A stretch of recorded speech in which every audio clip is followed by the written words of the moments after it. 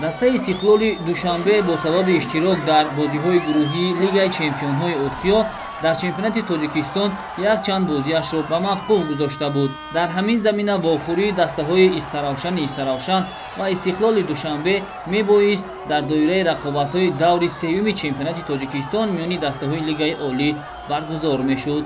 Ҳамакнун бо фароҳам омадани шароит ин дидор дар варзишгоҳи марказии шаҳри Истаравшан баргузор шуд ва бо ҳисоби 2-1 ба суди соҳибони майдон ба анҷом расид.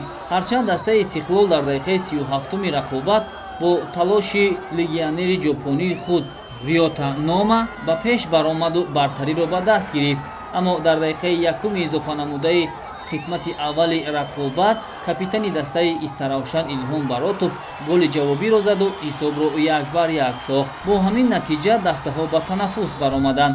Дар пайти дуюми рақобат ҳарду ҷониб барои голзанӣ зиёд талош карданд ва дар дақиқаи 81-уми дидор бошад ба футболбози дастаи Истаравшан Бахтиёр Абдураҳмонов имкон даст дод, ки голи дуюмро ба дарвозаи Истиқлол бизанад ва ҳамин тавр ғалабаи мушкил ва ғайриинтизори дастаашро дар ин вохӯрӣ таъмин созад.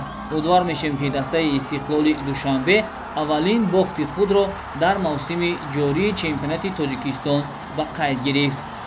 Баъд аз ин ғалаба дастаи Истаравшан бо касби 19 имтиёз ба зинаи дуюми ҷадвали умумии чемпионати Тоҷикистон баромад. Истиқлол баъд аз ин нокомӣ ба зинаи чаҳоруми ҷадвали умумии мусобиқа фаромад.